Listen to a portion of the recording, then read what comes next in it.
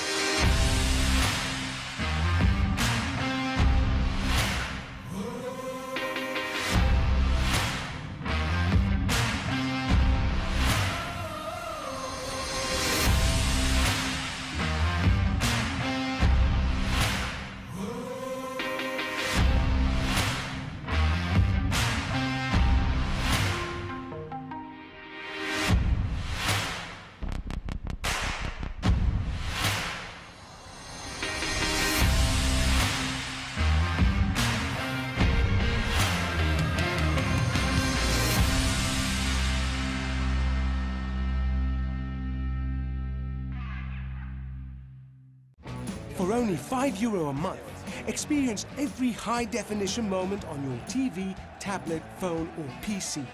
Great teams, great moments, and so much more. TSN from Melita is your ticket to stay in the game. Visit melita.com/sports.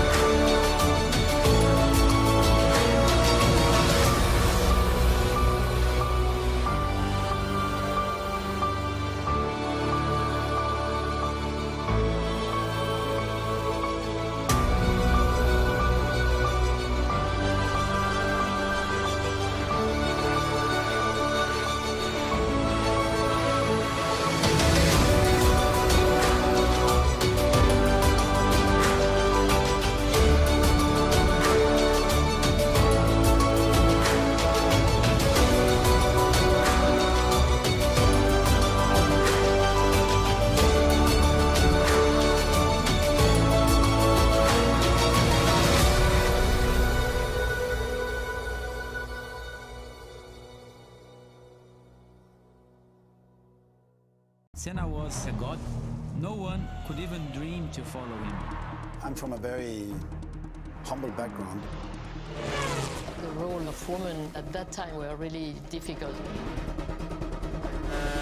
This is so dangerous. You are risking not only your life, but also my life.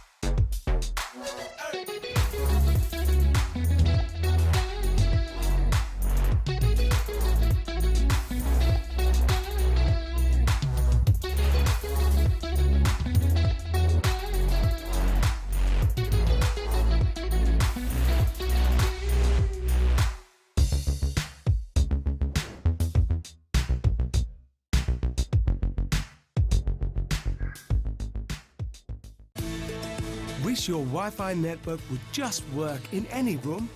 Our new Stellar Wi-Fi is AI assisted to give you the smoothest, fastest possible Wi-Fi throughout your home. Stellar Wi-Fi, assisted by AI, exclusive to Melita. Find out more in-store or online.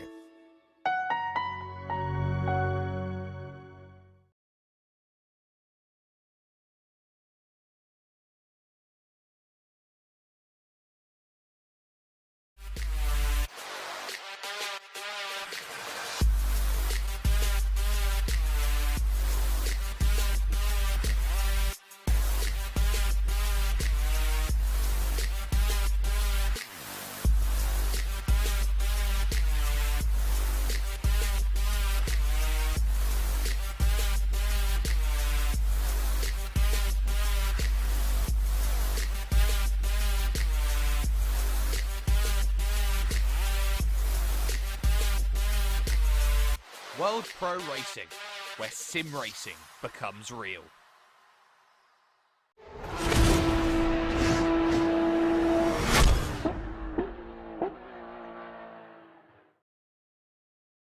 You name it, it's been it. This is probably the greatest all-around track you will ever find in motorsport. It used to be a behemoth. It used to be a very scary challenge where it would rain at one part of the circuit and be dry completely at the other end. It used to be one with a corner that everybody feared in the form of the Master Kink. It then moved into a more, I would say, tamed form. And from that tamed form, we got so many legendary rivalries, especially with the one that you saw earlier on in the advertisements for Heroes with that run up the Kemmel Straight. Now, it's become one of the great venues of motorsport. It can do it all. It can do the very, very slow and entry-level machines. It can do everything in the mid-level in terms of formula. And then it can do endurance. It can do Formula 1.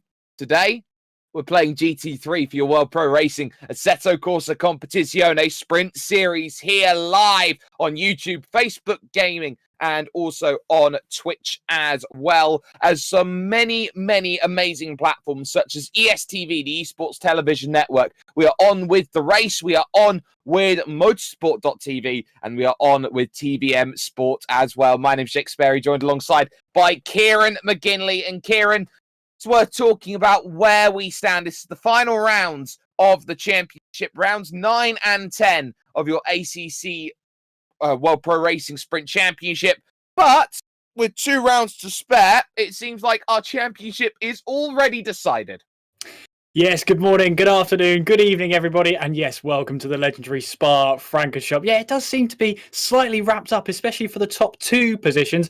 We saw last time out, Red One Messaoud has just done enough to secure top spots in the championship. Alongside him, Luke Whitehead grabbing that runners-up spot. Now, in that prize pool, there's still 3rd place up for grabs. We won't go through the list of all the people that could potentially win it. We'll be here all night. But what we will say is we'll try and keep you up to date on who that 3rd place could be going to at the end of the night. At the moment, it looks like it's one Atkins, 111 points. He is in 3rd place right now, but Marcus Littlewood not too far behind in 4th on 100 points exactly. We'll get on to the point scoring in the future, or in the near future, I should say. But as you were saying, Jake, the drivers no longer have to face that 14.9 kilometre behemoth we went to first in 1921. Now it's a much more tamed version, just over 7 kilometres, 7 kilometres and 4 metres to be precise, around one of the most legendary circuits on the calendar. I'm really looking forward to this one. So many legendary corners, such as Eau Rouge and over the top of Radion, down the Kemmel Straight, has seen so much action over the past few years. No less to say one Mika Hakkinen and Michael Schumacher battling down the Kemmel Straight. Lots to look forward to here, and of course, this being one of them, La Source, in towards the very tight hairpin. Down the hill, then you make your way towards Eau Rouge and Radion. Such an iconic circuit, and I'm really looking forward to getting things started here.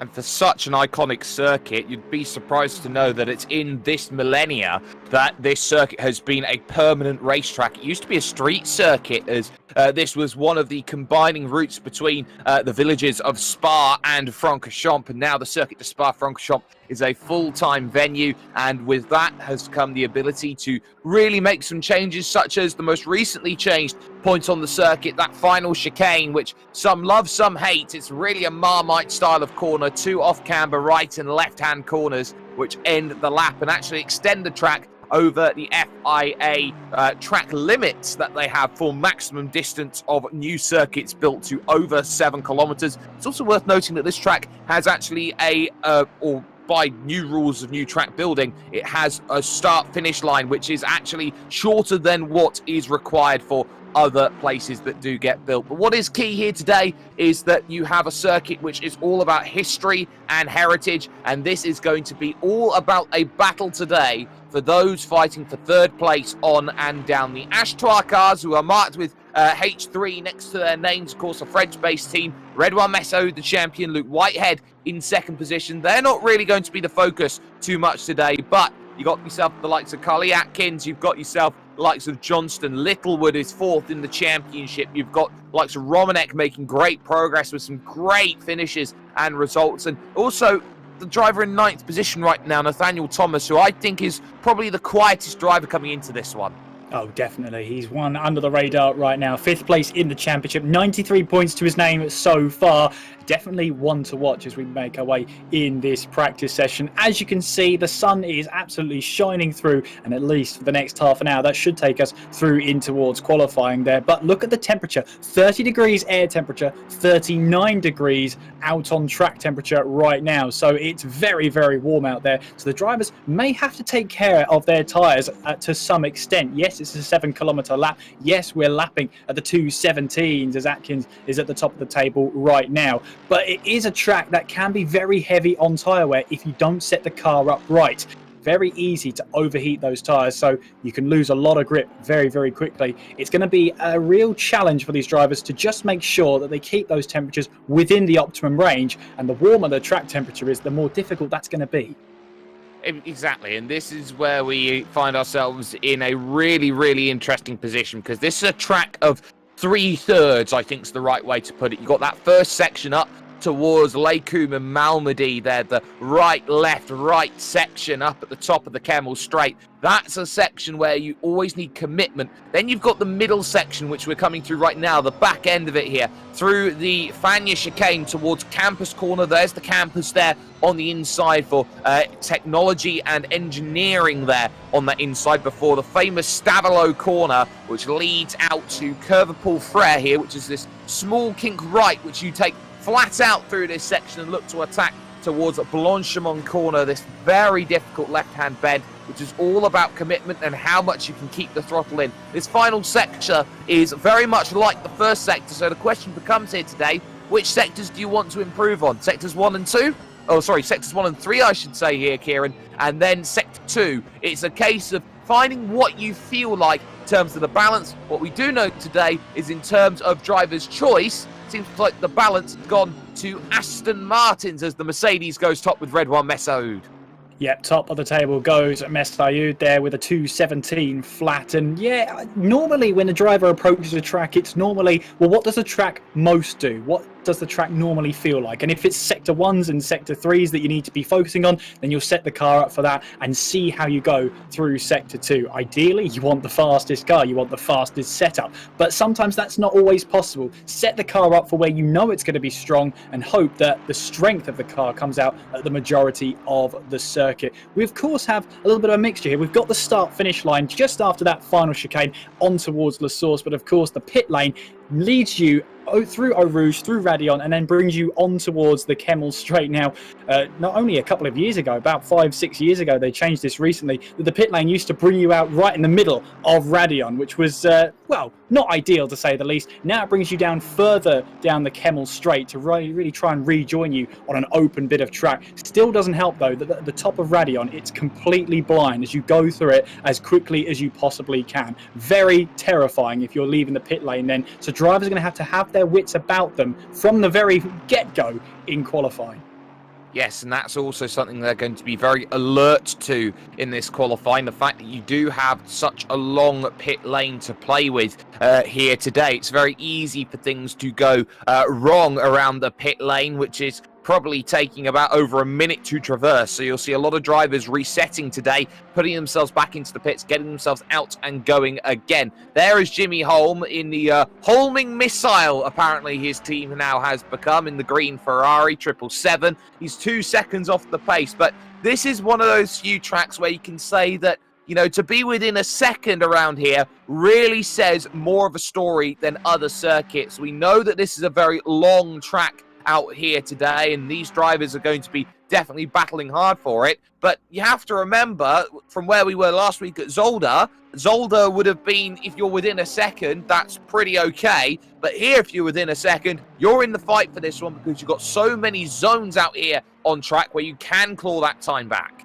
Exactly, and we're talking about a track that has 4 meters and 7 kilometers as Jimmy Holm now goes into P15 with a 2:18.6, brings himself just over 1.6 seconds behind the top time at the moment. You're absolutely right. When you're talking about a circuit of this length, being within a second is a huge achievement in itself. We see the quality of drivers coming through the ranks here as Dean Vella gets nice and personal with the gravel trap on the outside there, just trying to keep it within the track as much as possible.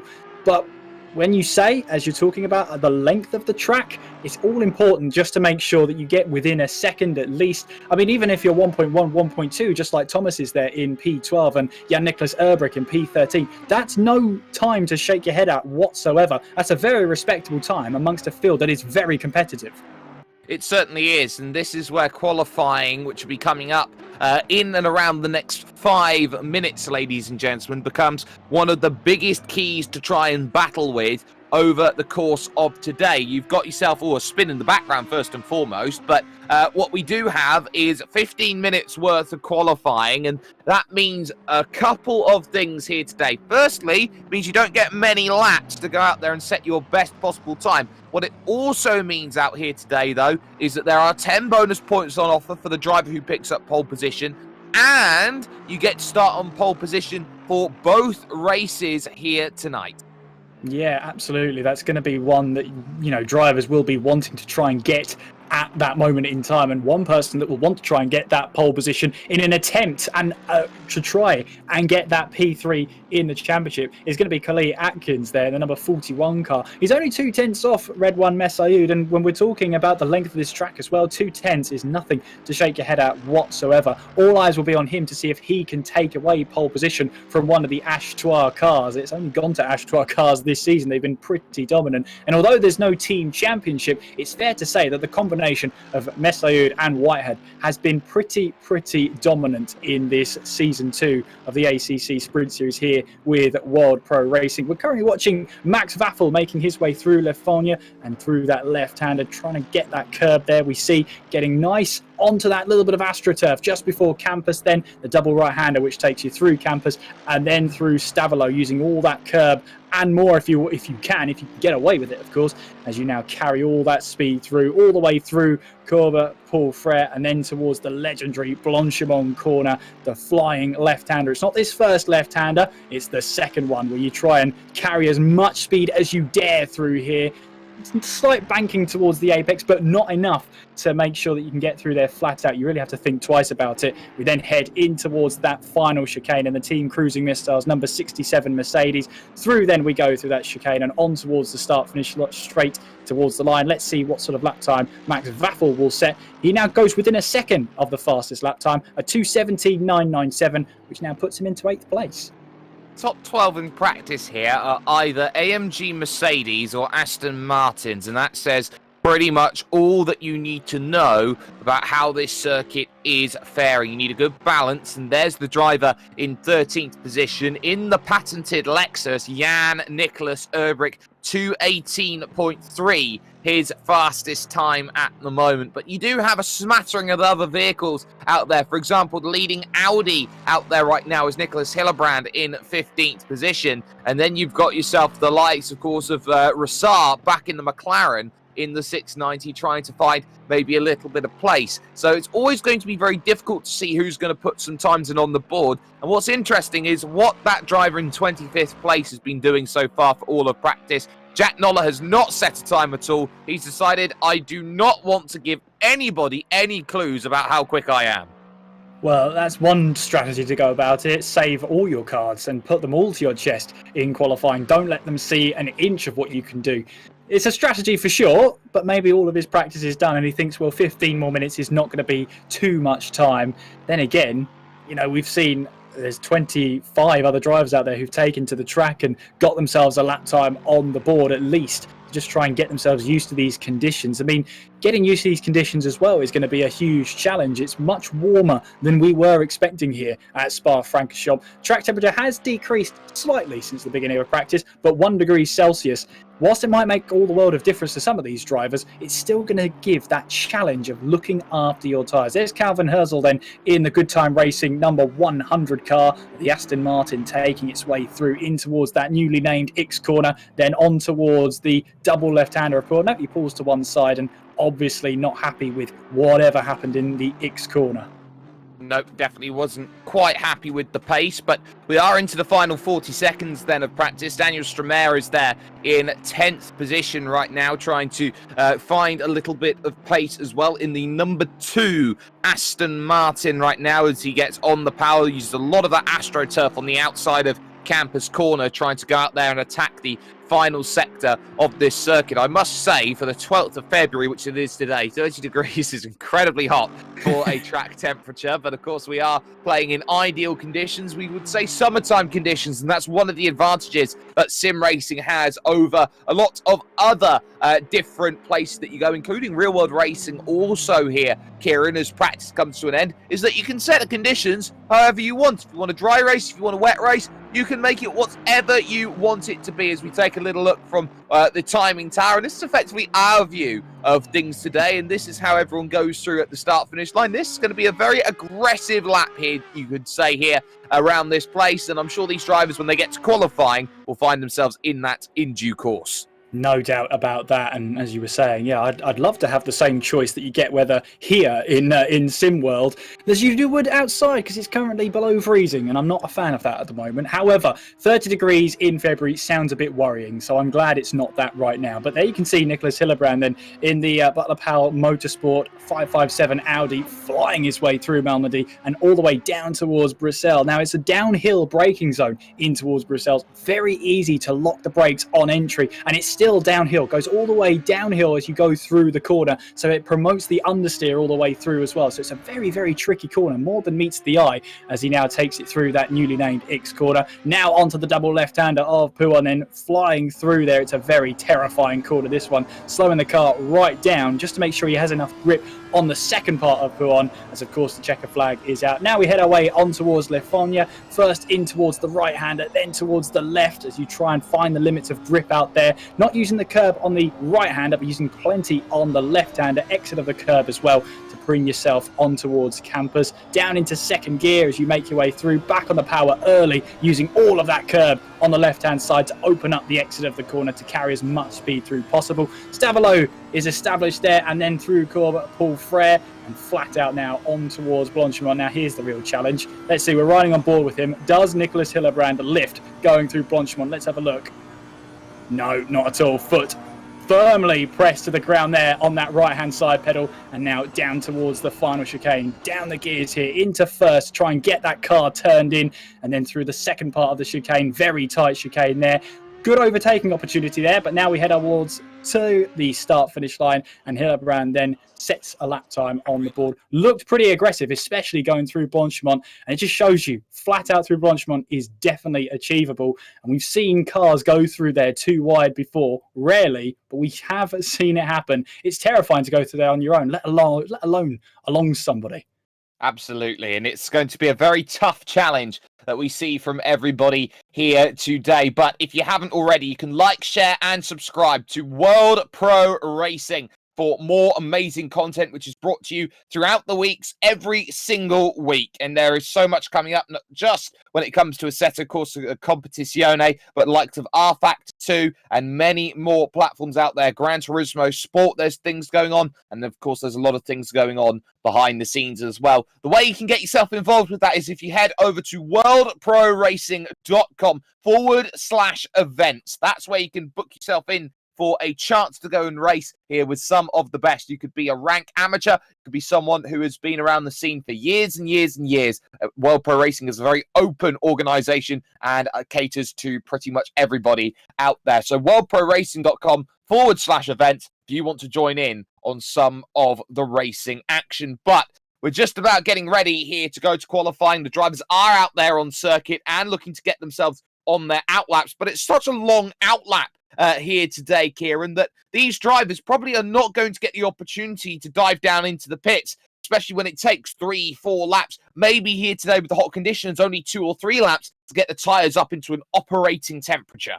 I mean, first of all, you got to worry about a potentially 2.5-minute outlap, maybe even more than that if you find yourself out there within some traffic. So trying to find that space out there over 7 kilometers sounds easy, but it's not when you throw 26 cars out there, and especially when they all want to find the same bit of track out there. So trying to get yourself that fresh air out there is a lot more difficult than it seems. But we shall see how drivers handle this qualifying session. As you say, it might take a couple of laps for these cars to truly warm up and for the ideal fuel loads to take over, because what drivers tend to do is put on a couple of laps worth of fuel and just try and go out there, get some laps in. Of course, around Spa, the longer you're out here, of course, the less chance you have of coming back to the pit lane and getting on a fresh set of tyres. So it's really going to have to be maybe even one lap, come back to the pits and go for a second lap, or stay out and just burn off the fuel as much as possible and get into your groove.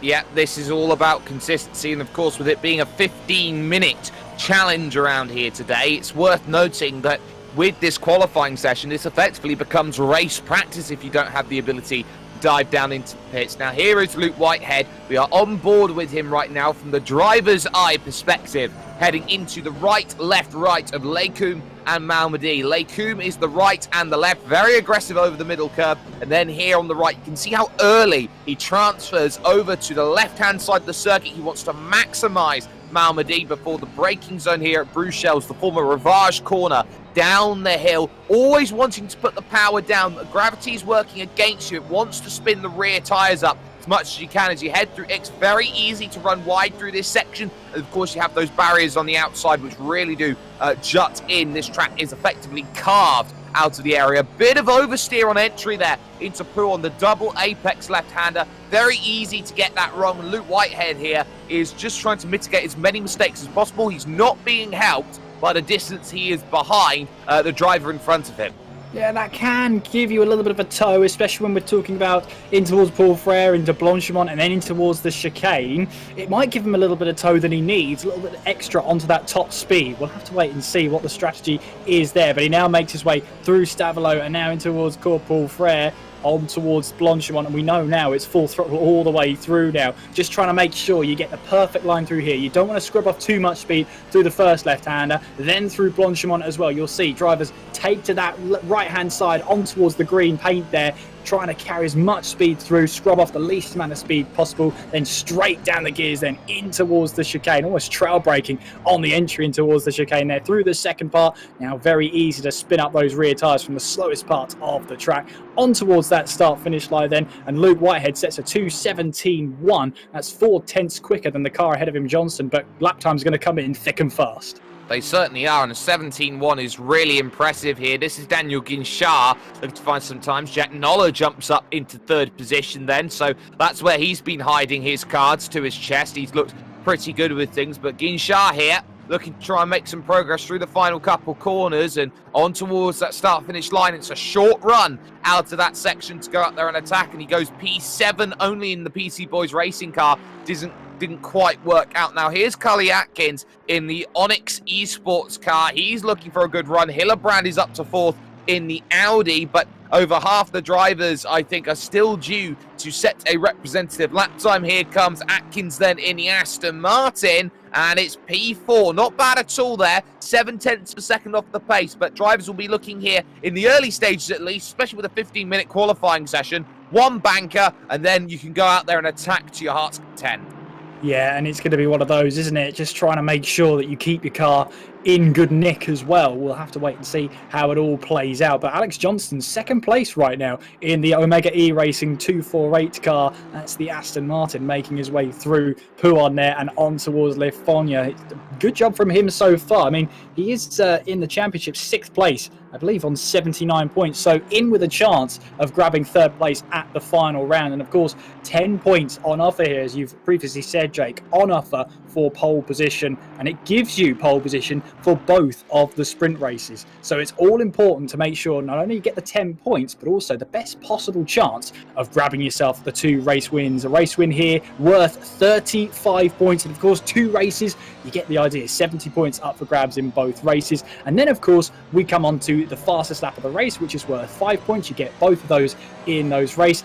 And then we get something called most consistent or best consistency. And Jake, I mean, it's all sort of maths involved in that one, isn't there? There certainly is. It's a percentage number that you get at the end of the race. It determines how much you've been staying on the racing line. It determines how much you've been able to carry speed through the corners. It's a number that is very unique to Assetto Corsa Competizione, and you get a derivative value somewhere traditionally between 95 and 99%. You see that often the driver who's the most consistent has a number in and around 99 to 99.5%. And look at Redouane Messaoud, only 3 thousandths over 7Ks on top. That you can really not share too much about. And I'll tell you what is really key is that the Ashtoire drivers have actually gone the split strategy here today. You've got Whitehead there in the Aston Martin and Redouane Messaoud in the AMG Mercedes. I'll tell you something though, Messaoud is not purple through any of those 3 sectors, yet has put together the fastest lap of the race. He's almost 3/10 slower than Johnston through the 3rd sector alone, so that's astonishing out there. That just shows you that you don't need to have the best car around the whole circuit, you just need to have the best package to handle all 3 sectors. I mean, this is one sort of race, but we are in qualifying right now, and blink when you miss it. We are halfway through as Alex Johnson massively misses the apex there at X, and that's going to pretty much put a dent in that. Lucas Romanek then, the Polish driver over the line, goes 14th then in the Aston Martin. He's had a really good run after his promotion into the pro division. We've got a pro and an amateur category racing at exactly the same time. 2 different teams trying to put that together, but what's key here from Romanek's performances is being up there in 14th position. He's just been one of those drivers who just gets better as a race goes on. And it's great to see, isn't it? And it's just a shame for him that, you know, it's one of those drivers that gets better the more the races go through. Unfortunately, they're only 15 minutes long. And when it comes to an endurance, when you get better and better throughout the stint, as you get more comfortable and more in the zone, that's only a benefit when it gets to endurance races. Unfortunately for him, it's short, sharp racing here. We've got those 2 15-minute races coming up. And Nicholas Hillebrand here, 7th place so far, 8/10 off the fastest lap time, and he's really on the pace today. He means business.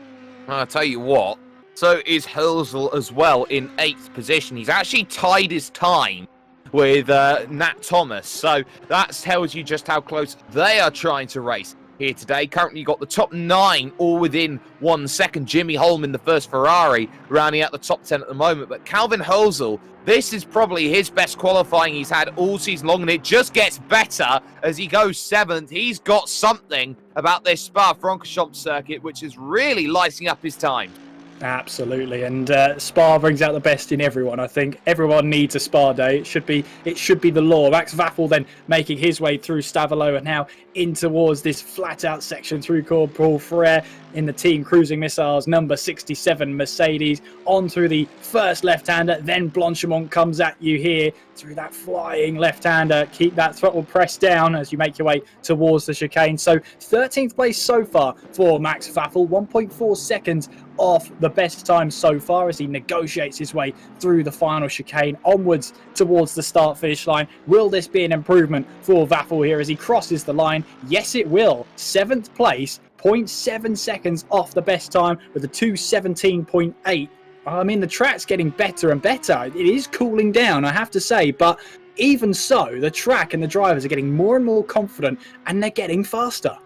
Littlewood jumps up to 6th position. I was starting to worry about him in terms of his times with about 5 minutes then left to go in session because he is the driver 4th in the championship trying to push through. Hillebrand trying to make progress over to the start-finish line. Can he find himself the result that he's looking for as he makes the charge? He remains in 10th position despite improvement. Now that is probably the demoralizing sign for a driver. You improved on your time, but you don't see your number change when you go past the stripe. So sometimes that does get frustrating. Here's Vishal Patel. Now, he's a driver who has the most outside of outside shots right now for the championship. He's all the way down in about 23rd, 24th position. He's got 7 points to his name, but theoretically, he can go on right now and get 3rd place in the championship. Yes, theoretically, mathematically, but he's going to really need a pole position if he wants to make that happen. He's currently 1.2 seconds off the pace right now, and as you say, 7 points throughout the entire season.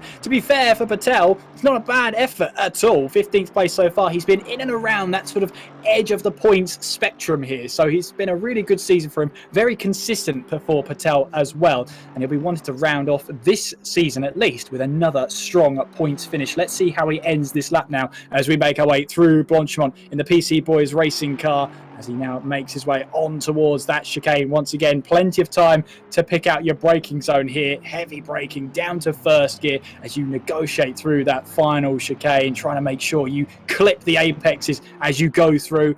Onwards now towards the start-finish line, and where will this put Patel in the standings? He stays P15. It was a 2-minute 20.5, which is almost 2 seconds off his best lap time so far. I can tell you what, he's actually stolen Redwan Messaoud's Aston Martin and painted it in his own colours because he's got the number 1 on that car when he's not supposed to. But here is Carly Atkins, then in 4th position, the number 41 Aston Martin, making progress then through the left-hand bend, looking to attack. There is the Marshal, just stood there, having a good little look through that section to see where he's going to get things going. That's at Malmedy Corner, where he's got his flag going, as there was one driver in a lot of trouble there, going through there, I believe, at the campus corner on the exit, and that would have spooked Carly Atkins there. Try and go through that section because it could have very easily caused a lot of dramas. We're getting down to the 2-minute warning as the Tampa Bay Buccaneers found out they didn't really have too many worries about that when it came to their Super Bowl appearance. But now here for Atkins going through the final couple corners. Has that actually damaged his lap time here at all? He was down a quarter of a second. Littlewood has jumped now up into 5th place. Oh no, it hasn't. He's just gone fast on a 16.9. Incredible. Absolutely incredible from Carly Atkins, taking that top spot right now in the Onyx Esports Aston Martin. That sends a message out to Redwan Messaoud in the Astra racing car, making his way through Pouan and onwards now towards Lafonia. Let's ride on board with him in the Astra racing car.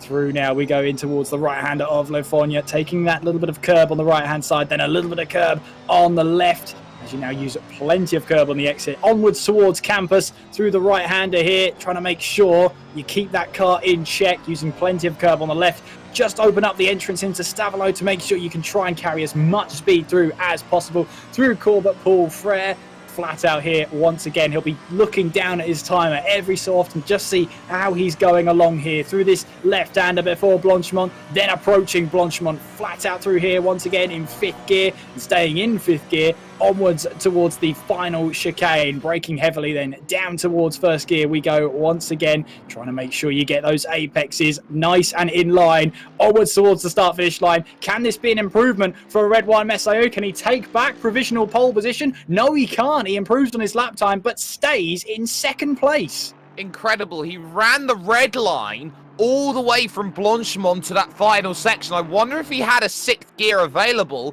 that he would actually be in a great place right now. You got drivers with Ps in pit lane. They're not going to be able to improve, but at the moment, qualifying is coming towards an end. Anyone who starts a lap can finish it. We're focusing on Daniel Guinchard, who is all the way down in 17th position. A little bit out of place for a driver who has qualified as high as 5th place over the course of this season. Really had a good run when it has come to some of these championship efforts, but can he find that pace? He is 1.3 seconds adrift at the moment. If he finds himself a half a second, he's up inside the top 10, but we'll see what he can do in the 37 here at this stage. Johnston can't improve, he's 4th. Littlewood is there in 5th at the moment. It seems like Carly Atkins is going to put in an extra 10 points in the back pocket, which gives him a good advantage, especially seeing as he dropped 15 points to the stewards after some post-race misdemeanors coming out of Zolder. So there's definitely that which is in the back pocket, which will be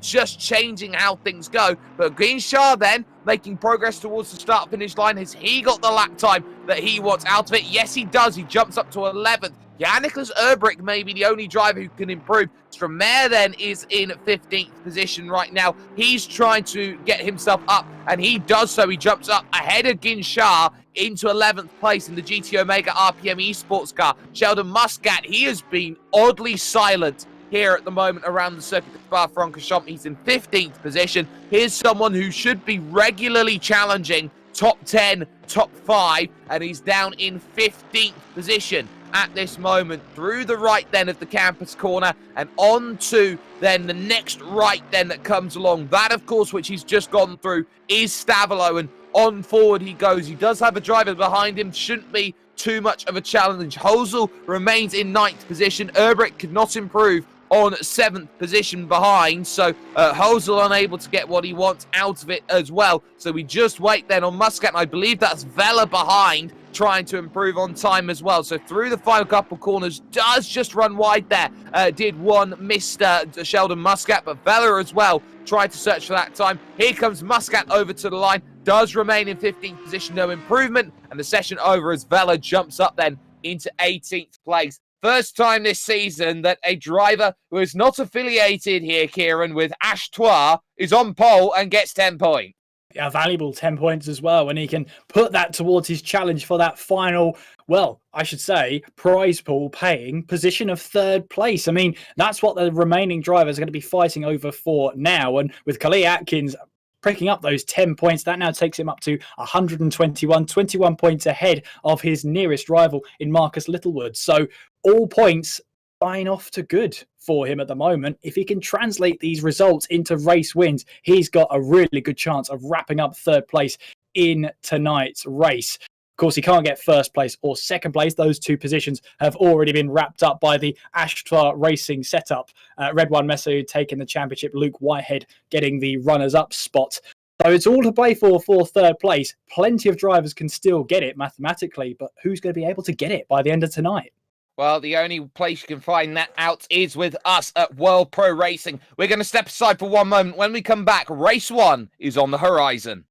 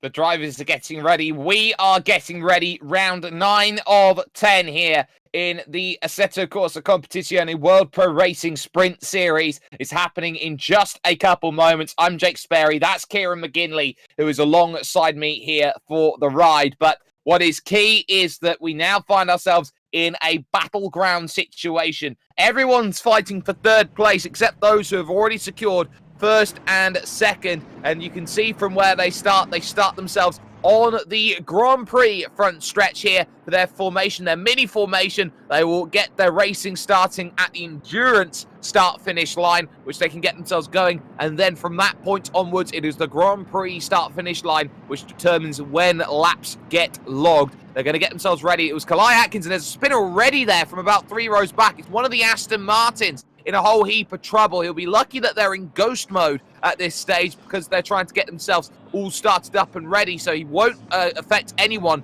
with some contact. But let's get ourselves then ready for racing action. 15 minutes, and Atkins and Messaoud both get drive-through penalties then as they go through. A huge drama at the start as they go side by side up the hill. Advantage here to Johnson, who's already moved himself up into 3rd position out to Radion corner, and now through Kemmel onto the Kemmel straight. Suddenly it's disaster as they start things off. Yeah, you could see in the picture-in-picture there, a bit of carnage going up the hill through Radion there, but now we're making our way to Les Combes for the very first time. You can see there Johnston trying to take advantage, going round the outside of Messaoud there to take 2nd place. Of course, Messaoud has himself a drive-through penalty. He lets Luke Whitehead through to take 3rd place as they now make their way down towards Bruxelles for the first time in this race. Carly Atkins then with a drive-through penalty, but leading this race right now, it's Alex Johnston then in 2nd place. And my, what a start from Johnston. He's absolutely on the money. He is on the money. He knows that there's money on the line if he can get himself 3rd in the championship here. But here we go to Pooh, and then the double apex left-hand bend as they funnel on through here. This big left-hander with Atkins in control at the moment, but it is temporary at this stage. And this is the worst track out there to get a drive-through penalty at, because you spend so much time stuck at 60 kph trying to even get yourself to your box and through the lane. Absolutely, it's a tough one. It's a horrible penalty to have at this track, but drivers know that if they infringe the starting procedure, it is just a drive-through penalty slapped on, and there's nothing they can do about it. They've got to accept the penalty. Nicholas Hillebrand here under pressure from Max Vaffel then as we make our way through on towards Corbett Paul Frere. Meanwhile, up ahead, we've got Alex Johnston who's having to hold back Luke Whitehead. Then we're going towards Blanchimont there, and you could see Whitehead thought about going up the inside of Blanchimont there, but no room for him there as we make our way for the first time towards the final chicane. And when will those two take their drive-through penalties, I wonder? Well, you kind of have to think we've got someone off there at the very second part of the chicane and then spun around again trying to put the power on. So he's going to have to try and rejoin as safely as possible, which he does. But we're making our way now down towards La Source then for the 2nd time, but 1st time in racing, as Max Vaffel then has to be careful from Daniel Guichard, who's put a move down the inside. We've got someone going across the grass then in towards the chicane, and I think that's an Audi. I'm looking at the point there, but we're making our way now down the hill then towards Eau Rouge and Radion. It's Max Vaffel who holds on to 8th place, then Daniel Guichard in 9th and Sheldon Muscat in 10th place. But it's madness. There's so much action happening all around us. We're not sure where to look. Well, here we go, some side-by-side up to Eau Rouge. This is going to be scary, and it's side-by-side behind as well as they go up through. This is Holzel in 19th, and everyone fanning out over that section. There'll be some slowdowns aplenty through there as they go pretty much door to door. Oh, no, don't try that. That's the Hackenen's onto Schumacher line that we're seeing from Rassar. Now, I believe it is in the McLaren, jumping up a couple of positions. No, I find myself corrected there. That was, I believe, Revox there jumping up, into what was 20th position, then getting through in that purple Aston Martin, and there's contact. The 100 goes around, one there in the gravel, then on the outside of Malmedy corner. It was always looking like it was going to end in tears, and it does so. But up further forward, Guinchard in 9th, trying to get through it was Nathaniel Thomas, who was the one who spun out earlier on with that run through the final chicane. But Vaffel in 8th, he starts to break away from this lot here, because you've got Guinchard then jumping through against Sheldon Muscat, and there's contact. That's Vishal Patel who's made the contact there. Yeah, that was going in towards the Fournier there, and it just looked like Patel did not slow that car down in time at all. And I won't be surprised if he faces the wrath of the stewards then as he makes his way now in towards Campus. You can see then that's the number 73 car of Romanek then trying to find his way past as we make our way through Stavilo once again. But Patel holding on to 10th place right now. There's Mikhail Parry, who's down into 24th place in the number 77 Team Cruising Missiles car. So not a great start for him, but at some point we're going to have these drivers in for their drive-through penalties in Khalil Atkins and Red One Messaoud, as they obviously have to use the endurance pit lane. Luke Whitehead giving Alex Johnson a bit of a tap on the rear end, coming out of that chicane, and onwards we go towards La Source. And you can see there Messaoud looking for the inside line on his teammate. Of course, there's no team championships. It's every man for himself out there. However, Messaoud is just making life difficult. He's got to be careful though, because Jack Noller is applying that pressure as they make their way running down the hill towards Eau Rouge and Radion. Well, this is the issue that they've got here. Jack Noller is having to play defensive, or trying to play offensive, sorry, I should say. It's Red One who's going to have to defend, and knowing he's got a penalty as well that he has to play with at this stage. And now Noller's made a mistake up the hill. This is allowing Urbrick in the Lexus then start to attack. You can see right over to the right-hand side of the circuit. Long road, hard travelled then it will have to be for Urbrick, but he's not quite alongside enough to make that happen on the outside. He struggles heavily with understeer. He's going to drop about 2/3 of a second through that section alone, and Noller's got the ability to survive. I'm just hearing that there's a 10-second stop and go coming in for the 777 of Jimmy Holm for a bit of contact on the opening lap with Stromae, as the Porsche of Legreston up in 17th position, only Porsche in the field, then will lose out then in terms of that battle, and has a very big moment coming out of Malmedy. Just a little bit, but he managed to gather it up, so fair play to him. It's all the reason to lose the back end, but to gather it up that quickly as well still shows you how quick these drivers are to react to these situations. Alex Johnston, second place at the moment, with Khalil Atkins yet to serve his drive-through penalty. That's going to open up an opportunity for Luke Whitehead to try and get another win here, as Maushrek has to defend from Sheldon Muscat as we make our way in towards Lafonia here, as that is Muscat, has to go around the outside initially, then has the inside line, but he gets slightly onto the grass, compromises his run through, and Maushrek is able to just about hold on to 12th place for now. Yeah, there was a bit of contact. Look at that, full opposite lock through the corner, just about surviving his Sheldon Muscat in the AMG Mercedes. God, you couldn't get much grip there on the tyre wall if you could try. But look at Alex Johnson now. You've got to defend this one here on the inside. Whitehead's going to try and send this one around the outside. If you can keep the line, then he's got the inside for the next part of the corner, and he does. In comes Atkins, in comes Messaoud, then both to serve their drive-through penalties. And crucially, Alex Johnston picks up the race lead here, as we are almost at the halfway stage. We're about a minute away from that moment. So now Johnson leads, Whitehead second, Noller third, Urbrick in fourth, and it's Nicholas Hillebrand there in fifth position. And the top five all in a line because they've all been holding each other up. Yeah, absolutely. And for Atkins and for Messaoud, I believe that was the absolute last lap they had to put in their chance for the drive-through penalty. If they had crossed that start-finish line again, they probably would have been disqualified from the race. So they've left it as late as they possibly can and will try and rejoin, losing the least amount of time possible to the cars behind. We'll have to wait and see where that puts them then in the order. At the moment, though, it is Alex Johnston who leads this first race of the night, of course, race number 9 in the sprint series, trying to lead the way in the Omega E Racing 248 car, as we're now making our way down the hill once again towards the right-hander here of Brussels. We're just over halfway in this race. Of course, not many laps will be completed here, but plenty of distance.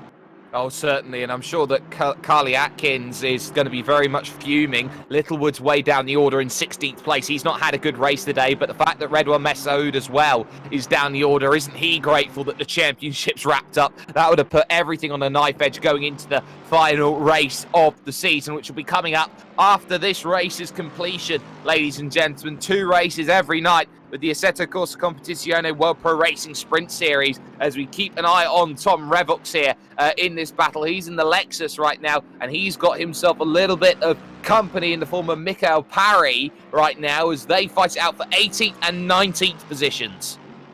As we're watching on board there, we're back on board with Alex Johnson then, as Luke Whitehead once again tries to close the gap. It's 0.4 of a second right now, and Luke Whitehead is not getting away anytime soon, and he wants to try and get past Alex Johnston. Just a fun fact for you, races in the season 2 of the sprint series have only been won by the Ashtoir racing cars. The fact that Alex Johnston is leading this way in the Omega Esports car is a sign that maybe there's that little bit of an armour, a bit of gap in the armour, if you like. But Luke Whitehead is looking to try and change that as we make our way towards La Source. They have been so dominant, the Ashtoir racing drivers, everywhere they go, they seem to win the race. But Alex Johnston is looking to throw that spanner into the works. Whitehead is in second place. Then it's Jack Noller in third. Jan-Nicolas Erbrich in fourth. Then it's Nicholas Hillebrand in fifth place. Max Vaffel in sixth. Dan Ginchard in 7th place, Vishal Patel in 8th, Romanek in 9th, Malshrek in 10th, Muscat 11th, Thomas 12th, Rassar in 13th, Rizzo in 14th, and Littlewood rounding up the top 15. It's fair to say this isn't a top 15 we were expecting at this point. Absolutely not, and it also puts Alex Johnston there in prime position for third place in the championship right now. 35 points his way, plus the extra 2 for most laps led at this stage is definitely going to be in his back pocket. So no matter what happens, he's got 2 points. Here is Vaffel under pressure. Ginchard diving down the inside, then up at Lecom. And he gets the bump for his troubles. He just about saves it there. And Vaffel can't find a way to capitalise. I think he let off the power there and made sure that Ginchard did make that place, did gain that position. So that was always going to be in the back of the mind. But always a good place to go, and we've got some great gainers in this field. Romanek, for example, is up already into 9th place here as we hit the final 5 minutes.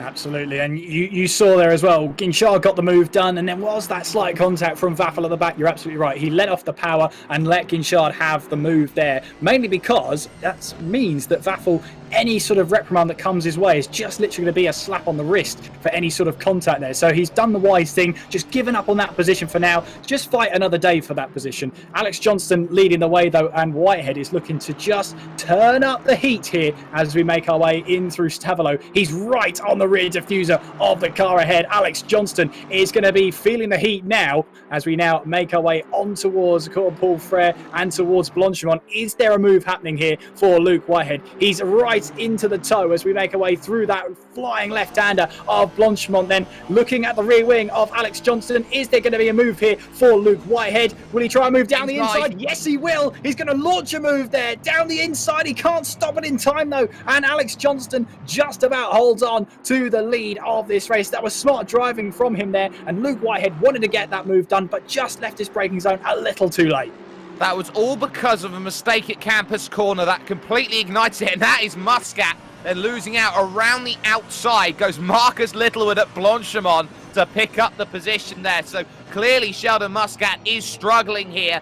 Keep the car pointed in a straight line as he fights for everything. Wide on the outside goes the McLaren there of Rassar as he now drops a couple places. So all the positions changing, and we've got 2 laps to go yet here to figure all of this one out. There is Ginchard. He's still under pressure from Max Vaffel in terms of that battle, but at the moment it's a case of who wants what and who can get what at this stage. Johnson has himself a second to play with over Whitehead. He's now looking back in his mirrors at Noller and Erbrich, but this battle, 6th and 7th, still going on. Ginchard holds for the time being. At the moment, 6th place for him as we make our way through in towards Lecom and then on towards Malmedy. 6th place for him so far. He's 4.9 seconds behind the next car in Nicholas Hillebrand here, but with the pace that Ginchard has, I wouldn't rule out a possibility. I mean, it's 2.5 minutes to go in the race. So it's going to have to take some sort of miracle, but he has been on the pace. Unfortunately for him, he's going to have to start exactly where he started in this race because, of course, qualifying decides your grid positions for both of those races. Alex Johnston, meanwhile, still leads the way as we're on to what will now be the penultimate lap of this race. So for Alex Johnston, another 11 kilometres and he'll have a race win here, but these are going to be some tough 11 kilometres. Well, it's all about how much Whitehead can close down as Kalai Atkins here is fighting for 20th place with Redwell Mesa, who chalk that down in things that you would hope you'd never hear in 2021. These 2 drivers are not traditionally 20th and 21st place drivers. Mark my words about it. But they are definitely fighting for positions. And crucially, they're racing about right now for 0 points as things stand as they go on through and try and attack. There's Jack Noller in 3rd position. He's looking behind at Erbrich here, who has a chance of a podium as they will go on to start the final lap then of the race. Whitehead is now starting to close in here, Kieran, trying to close himself back in. He's about half the gap here, down to about 7/10 of a second. He's got to get that within the range, though, that he needs to give himself a fighting chance. It'll probably be the final chicane again as Stramair now finds himself a way through on Sheldon Muscat up into 14. Yeah, nice move there. He's up the order and now trying to chase down the next car in Rizzo for P13 as he'll try and get that position and just try and get himself up the field with these last 7 kilometres as Rissar there finds trouble through that final chicane just outside of the points there. But Stromae here, will he have a chance to get past Rizzo? Well, he's only got that final lap to go. And we're thinking about, of course, the top of the order here, the very pointy end of the order. As you see there, Stromae actually doesn't get La Source right at all, and he's just invited Muscat then to take a route alongside him. They're going to be side by side through Eau Rouge here, and who's going to blink first? It's going to be Muscat who blinks first then, and Stromae is able to take the track position for now. But look at this now, Muscat will have all that lovely tow down the Kemmel Straight. Certainly will. Of course, we've got to keep an eye on the leading battle as well. This will not be a chance for a move into Lacon, but there is Alex Johnston, and he is actually pulling away from Whitehead in second, who's falling backwards into the clutches of Jack Noller and Jan-Nicolas Erbrick here. Those two want to try and get themselves up a couple places. Whitehead now will be in consolidation. Of course, he had a brake pedal issue last week, which certainly hindered his chances, and I wonder if that's maybe coming back into play, or another issue that he's had. He's definitely not had the best luck over the course of this season, but second place he knows is guaranteed in terms of his championship push. But Alex Johnston here has driven an absolutely wonderful race at this stage. He is pulling away from these drivers behind and has just been the consummate driver, knowing where his marks are, driving to his limits perfectly, and when everyone else around him has made mistakes, he's the one who's had the coolest head on the water, even though he may have been paddling incredibly aggressively like a swan. One final chicane comes into view then for Alex Johnston in the Omega E Racing machine, as there goes Jack Noller down the inside and trying to get through Whitehead in second. That battle continues. Alex Johnston picks up the win overall with a wonderful drive, and just look at that battle for second coming into play here as they get themselves over the line. Whitehead just survives from Noller and Erbrick. What a battle towards the line there, and what a win for Alex Johnston. That's his first win of the season, and the first win for a car that doesn't have the Achotoir livery on it. Fantastic result for the Omega Esports Racing team and for Alex Johnston. Meanwhile here, we're watching this battle conclude for 20th place. This isn't a point scoring position here, yet these two are firm rivals now as they make their way through the last part of the track, through the left-hander, then towards Blanchimont. You can see there Khalil Atkins is going to have to be looking in his mirrors here, because his mirrors are full of red one. Messaoud then, as we make our way onwards towards the final chicane, Messaoud chooses the outside line. Carly Atkins defending the inside line. They're going to be battling this hammer and tong as they make their way through the second part of the chicane. Messaoud here tries a bit of a cutback. It's going to be side by side towards the line. No, Carly Atkins just does enough then to round off 20th place in this race. I wouldn't have thought I'd be saying that coming into this race, a battle for 20th place being that intense, but a win here for Alex Johnston. 35 points at least, of course. We will have to find out who led the most laps, who got the fastest laps, but those 35 points alone have shot him right up the order. Certainly has, especially when you consider that, say, coming into this one, he was about 30 points back on some of his nearest challengers. He's put himself about 5 points clear, if not now 1 point clear, because of how Littlewood fought back for about 4 points here today in this opening race. It is deadlocked between the Omega Esports drivers as we will be heading towards the second race here today at the Circuit de Spa-Francorchamps. That'll be coming up in a few minutes' time here with racing that has been going on. But that battle for third in the championship, it will continue as we go on forward. We're going to step aside here for just one moment, ladies and gentlemen. When we come back, the final race then of the season, round 10 from the Circuit de Spa-Francorchamps.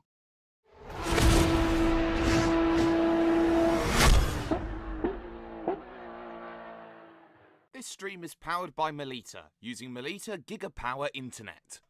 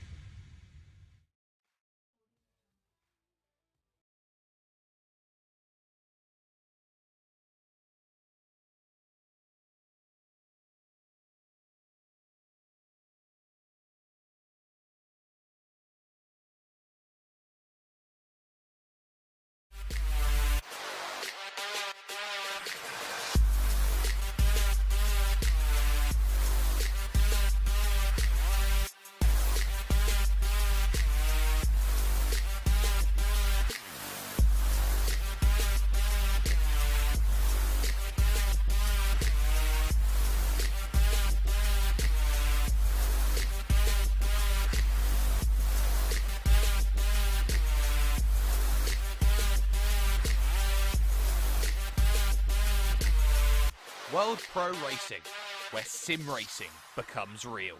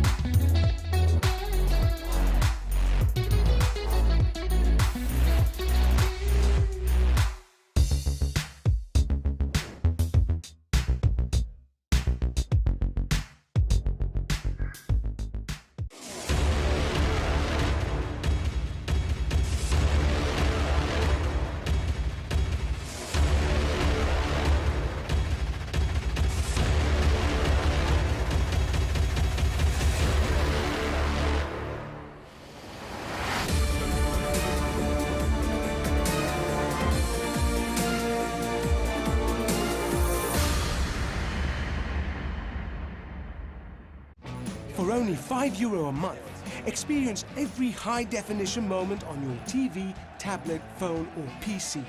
Great teams, great moments, and so much more. TSN from Melita is your ticket to stay in the game. Visit melita.com/sports.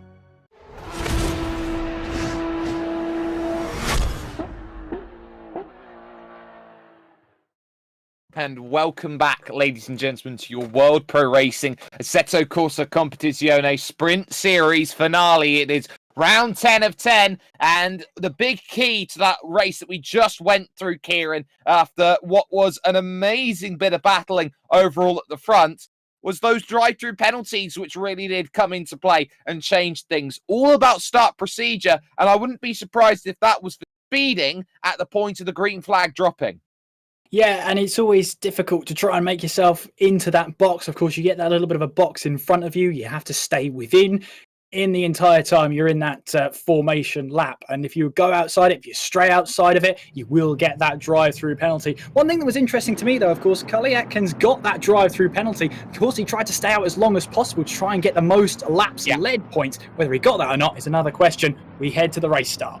We certainly do, and they'll get themselves ready and prepared then as they will go through the Lassour's hairpin, and Kalai Atkins here is going to have to make sure he's going to be very cautious about the way that he attacks this start once more, as will Redouane Messaoud. They can't afford to make another mistake here at Spa. They've got 15 minutes on the clock, and we saw how that drive-through penalty absolutely crippled their run in terms of an opportunity, but now can you get yourself the chance of a lifetime here? The final race, it will start right about now. No drive-through penalties to talk of then as they run to Eau Rouge and Radion. And we are on a 5-time time scale here in terms of sun conditions. So the sun will set as they go through. Messaoud is down the inside then at Radion. And they're too wide already. And again, it is Johnson who has got a wonderful start. looking to try and find a lane to attack as they go through. Messoud's on the outside looking in. Let's try and force it 3 wide, shall we, as we go into this section. Oh no, they've all come together. Atkins and also Messoud off, and through goes Littlewood into the race lead. Atkins then is going to try and find a way back on, and taking the escape route now is Messoud. This is getting a little bit hairy, and all of a sudden Atkins, I think, has rejoined the race in this one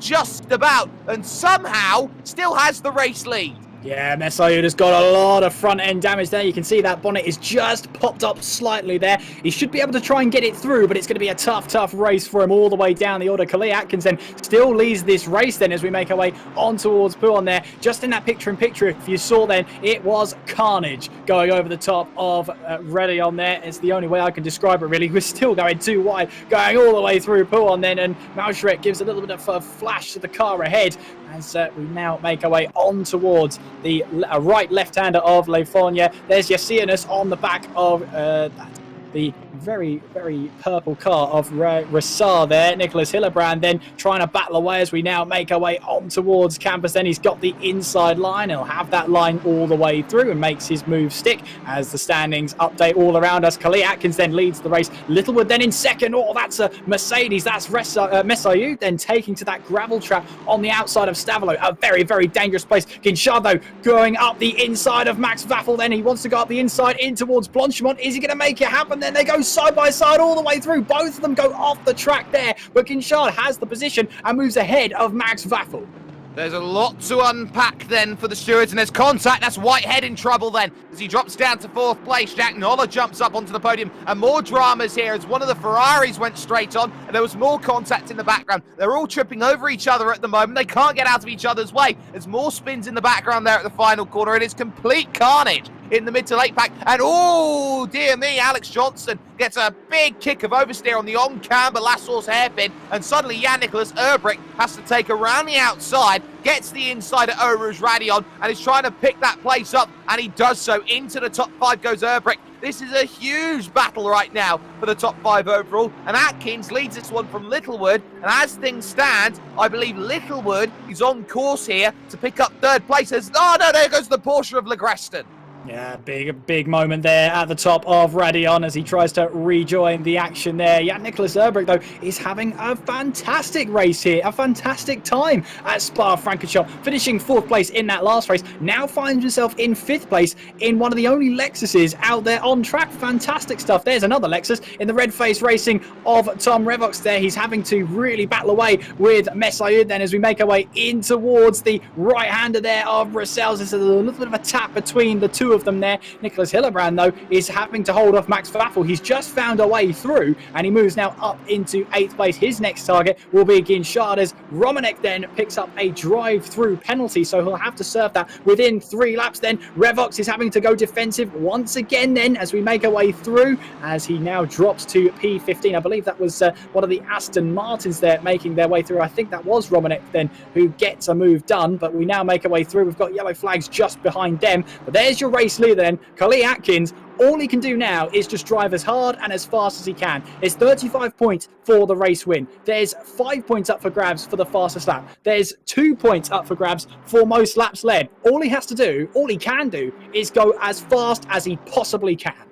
Yes, and he knows that he's got no other choice. He's left himself the hardest yards in the field to try and pull himself back in after no points in that opening race, as we also know we cannot guarantee what the point situation is at the end of the racing, because we still have to work out some consistency values as well. So Atkins over the line at 18 flat then as he tries to break away. I expect him to be fighting fast lap honours as they go through. Noller getting himself in a bit of 2 minds there behind Littlewood there as he fights for 2nd, 3rd and 4th. Whitehead there in the background. You've got Erbrick, Johnston, Ginchard, Hillebrand, Vaffel and Hölzel all there in a train as well. Marcus Littlewood then under pressure. Up the hill they go, through the lefts and the rights. Romanek comes in for his penalty, and in fact, he does try and park it in the garage, and he can't quite do that. Nope, that's not allowed, and he's going to retire the car that way. But you got Marcus Littlewood, though, just about able to pull away up the Kebble Straight. Yeah, and he's just going to try and get the pace on now, try and settle himself down into this race. It's a very, very hectic first 7 kilometres, first 14 kilometres even here at Spa-Francorchamps. And putting sprint series in something means that drivers will just try and put the aggression up to maximum. If you can come out of the other side with a clean car, with just a couple of scratches at best, then you've got a great chance of getting a good result. And for Littlewood, for Nola, and on a certain extent for Whitehead, that's what they've done. They've managed to get themselves through, and they're in really good positions now. Whitehead finds himself on the back foot. He wasn't in with a shot coming into this race of winning the series. He'd already wrapped up the runners-up spot, so there's no catching him either. He's just out here to have a little bit of fun. Meanwhile, we're going too wide then in towards the double left-hander of Pouon as Hillebrand goes up the inside there of Guinchard. They're still going side by side, and Hillebrand moves up a position into 7th place as Guinchard looks for a move down the inside once again in towards Lefania, but he can't find the move, and Hillebrand moves up to 7th. You're not getting past that Butler Power Motorsports Audi. Mark my words, Guinchard then drops the place into 8th position overall. And you've got to talk about Luke Whitehead right now, because oh, how he wished he was still in that championship fight, because as things stand with Messaoud in the pit and out of this race, he could have been on course to steal the championship if he was in range. He's 5 points out of range overall, but he knows that he had the opportunity. It wasn't quite there. He'll still fight for everything he can possibly get here. He's thinking about it against Jack Nola. He's not in position just yet, but he's still got half of the race to figure things out at this moment. 4 laps to play with at this stage, and Jack Nola knows that he is in a Schrodinger's overtake situation. He has to be aggressive against Marcus Littlewood, but he also has to defend Luke Whitehead as well, and that is the toughest situation in racing that you have, to both attack and defend without losing time. Yeah, it's such a difficult scenario to find yourself in, but if you can pull it off, it's fantastic when you do. And Jack Nola looks to try and prove himself here as we make our way through Eau Rouge and up the hill over Radion there and clipping the curb on the way through just for good measure. Finding himself now in the toe of Littlewood, but look in that mirror behind. Luke Whitehead wants a move here, and you see Jack Nola goes defensive very early on, gets himself out of the toe of the car ahead to try and get the inside line to defend it going in towards Lakecombe. It's worked for Jack Nola, holding on to that 3rd place right now. Khalil Atkins still leads the way as Whitehead then looking for a move up the inside. Unconventional line for sure, and it almost paid off, but Jack Nola was not willing to give the move there, give the room as well. Whitehead stays in P4.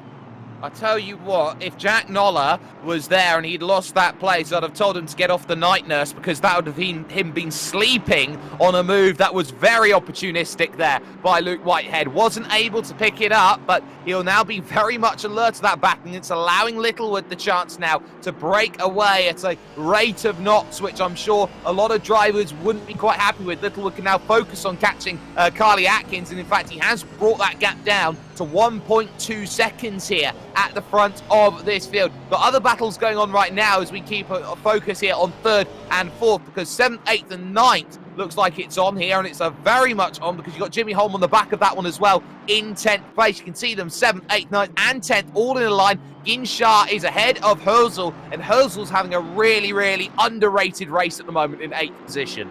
Oh, he absolutely is. He's having the drive of his life for the moment. He's really enjoying himself out there, and it shows. So he's just looking to try and score as many points as possible, and maybe even find back a way past Daniel Guinchard as we make our way through Blanchimont once again, as Jack Nola still trying to defend against Luke Whitehead. But you can see the more he defends, the more time he's losing, as that's Guinchard having to defend from Herzl there as we make our way in towards the final chicane through the left hand of the final corner. Guinchard hangs on to 7th place, but Herzl is not making that easy. You've also got Vaffel and Jimmy Holm right behind them too as well, so they're not going to go away anytime soon as we now make our way down in towards La Source.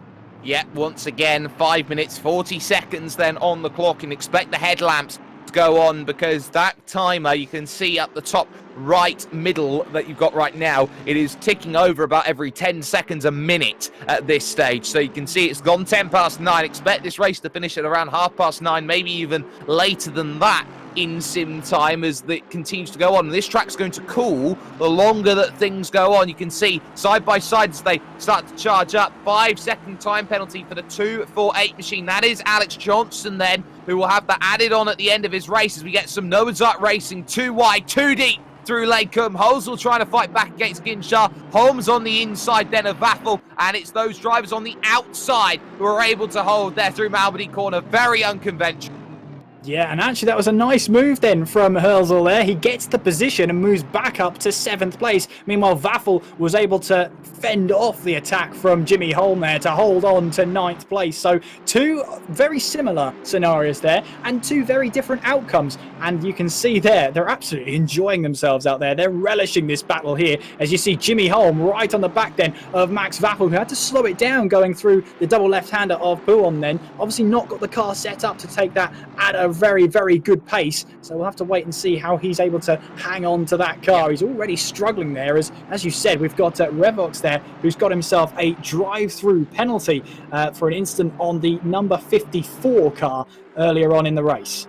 Yep, that was Dean Vella, so those two have come together, and that is a penalty in that gap. Look at how that one all continues on. Jack Noller's still looking behind and in front. Littlewood has been unable to catch Carly Atkins here, who is going to just about, I think, if the maths adds up, steal 3rd place away in the championship. But look how deep on the brakes Jack Noller's searching here. He was diving for an inside line that didn't exist and just managed to pull it up in time before they got there. 2 laps to figure this one out. Look how defensive Littlewood's going. He's right up against the pit wall as they go to the last horse hairpin. Which way do you want to make it happen? You can make the outside work here around this section, but look at this. You've opened the inside up and we're going 3 wide to Eau Rouge and Radion. This is disaster written all over it. They're going to have to figure things out. Contact as they go through, tyre to tyre to tyre, as they now look to try and crest the hill. Nobody backs out. Nobody gives an inch. And there's the contact as it's Littlewood and Whitehead who come together, and Erbrick just about skates around into 3rd place. Both of them going to run themselves into troubles, and just like that, you knew it was going to happen. And oh, look at that! In the grass and into the fence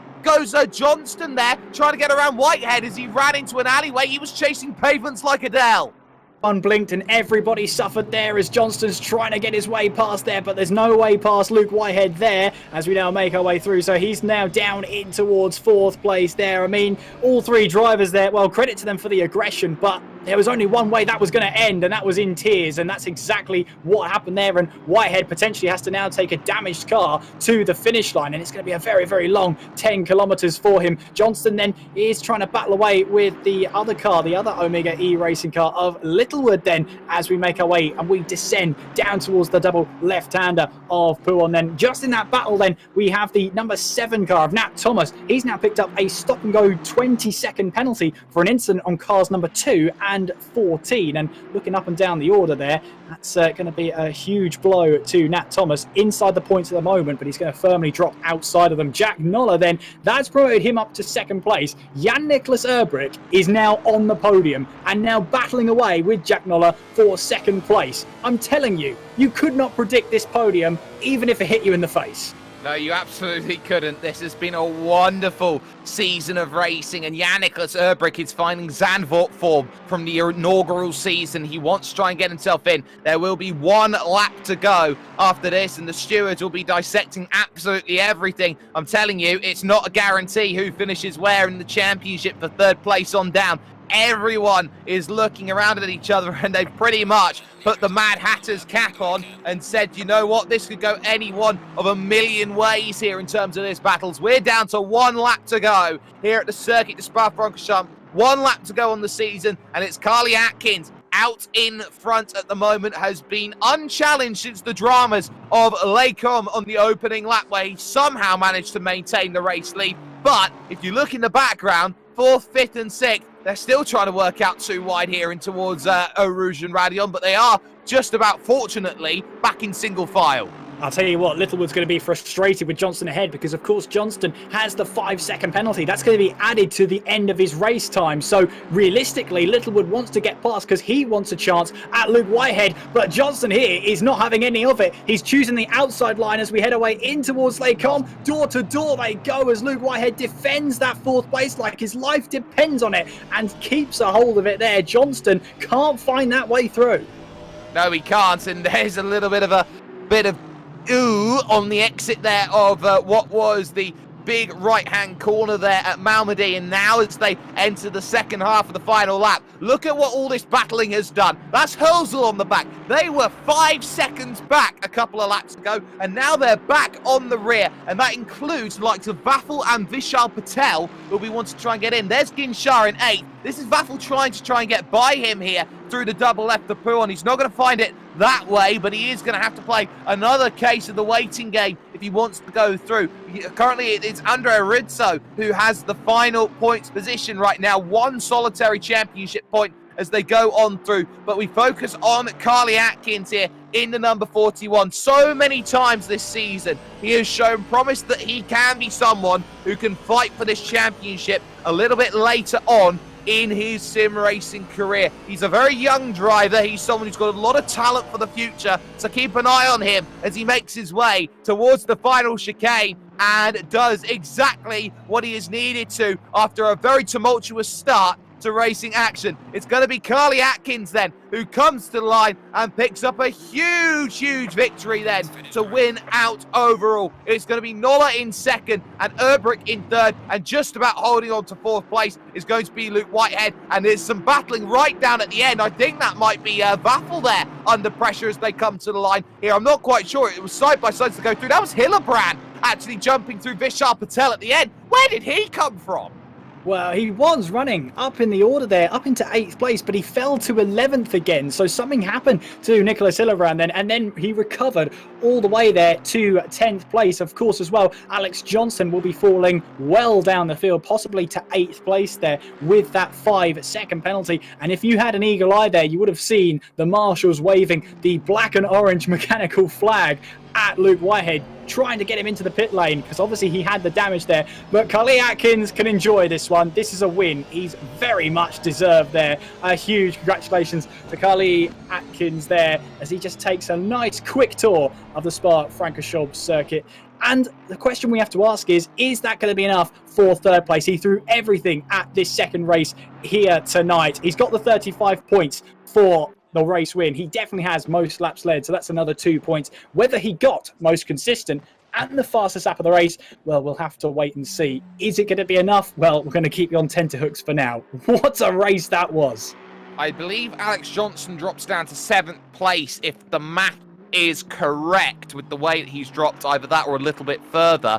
But this is going to be very interesting in terms of the mathematics. I think that Carly Atkins has got 3rd place secured with a nice neat bow on top of that, and that includes the 15 points that he dropped after he found himself fouled the stewards after racing was concluded last week at Zolder. So ultimately, I think Atkins is coming away with a bit of money in the back pocket, but that is all, of course, provisional at this stage. We cannot guarantee any results at this moment in time. But what we can do is bring in drivers along for a little bit of a discussion. First and foremost, we've got the winner from race 1 of the night, Alex Johnston, here alongside with us. Now, Alex, let's say that's 2 races of very contrasting fortunes, both of which were done with some amazing starts. How on earth did you manage to try and push forward what was a wonderful start to both races with carnage going on pretty much everywhere? It was a hard races, both of them. The starts were key. I knew that from Tuesday from the casual at Spa, the Nightmaster. I knew I needed to get a good start and push away to try and win the race. Well, you managed to get the win in race 1. You were always an outside shot for 3rd place in the championship, but you never say never when it was completely open going into that final race. But of course, you pick up a 5-second time penalty at the start then of race 2 for the contact between yourself, Atkins, and Messaoud. Just talk us through the decision there to try and thread the needle and make it 3 wide into Lake On. I still think that move would work. I think the car on my left turned in, and that's why us three all collided. I still think there was room for him to let me and Kalai go, me and Atkins, and then there wouldn't be an incident. However, clearly that didn't happen, and the stewards think I've deserved a penalty. Well, still a very good end to a very amazing season for you, and one which you can really say that you've gone from strength to strength. Same with the Omega Racing team. So now you look maybe potentially at a season 3, potentially looking forward to building up some more momentum. Is this the sort of result you look at and go, you know what, we can actually challenge those Ashtois drivers? I think we can as a team. Myself, Marcus, and that we're very strong. We're good friends off track and in real life. I think we're all quite strong. We have strong setups and we're prepared. We'll be ready for the next season. Well, before we let you go, Alex, shout out sponsors. Anyone you'd like to thank, you've picked up a victory and what should be 7th place come the end here at the Circuit de Spa-Francorchamps. I'd like to thank my parents and team Omega Racing. Great people, great guys from Italy, and thanks to all of them. Oh, there is Alex Johnson, winner of race 1. Kieran, who have you managed to get yourself wrangled up with? Well, I've got Jack Noller with me, who finished 3rd in that first race and then came runner-up in that second race. Jack, that was quite an eventful Spa-Francorchamps. I mean, talk us through it. Double podium. You must be happy with that. Yeah, I am happy with that, especially after the season that I've ended up having. Lots of incidents and choice differences of cars and stuff like that. A season of what sort of hasn't been, but today definitely has been a positive event. It was, I spent a lot of work on the weekend setup and really focused on trying to make a top speed car, which ultimately worked. It nearly worked. You probably saw on the final lap of the first race. I know Whitehead had gone for a cornering Aston, I'd gone for a straight line Aston, so we have enough respect between us that I went for the move and it nearly paid off, but there was some clean racing, especially interesting for you guys at the end. Yeah, I'd say that. Just a little bit exciting for sure. With this season, it started strongly at Imola and then it just didn't seem to quite get that momentum we were expecting. I mean, how would you rate yourself on this season? It strongly at Imola qualifying and then went downhill from there. So I think generally racing's been good this season. It's just been unfortunate with I chose the wrong car completely at Misano. I've been involved in a couple of incidents that arguably I wouldn't deem my fault, e.g. getting T-boned at Zolder and getting spun race 1 at Imola, which lost me a chunk of points there. But probably, yeah, as you would say, qualifying has been a weakness, but it seems to have been getting better this season. Didn't quite put it together in Spa, but I did put it together in Imola. So it's getting there. It's starting to take it to H3, who seems to have been dominating it, but in practices and in some of these races, I'm able to keep with them if I keep my head on myself, which this time I did, especially at 3 wide at Eau Rouge. Well, definitely. I mean, congratulations on your double podium for tonight. The floor is yours for any sponsors and shout-outs. Thanks again to my team, RPM Esports, along with all our sponsors of GT Omega, Gaming Malta, as well as HyperX, and yourselves at World Pro Racing. Looking forward to Season 3 now, where hopefully I can get back the luck that I had in Season 1. Well, thank you for joining us, Jack. I'll hand it over back to Jake. Who have you got now?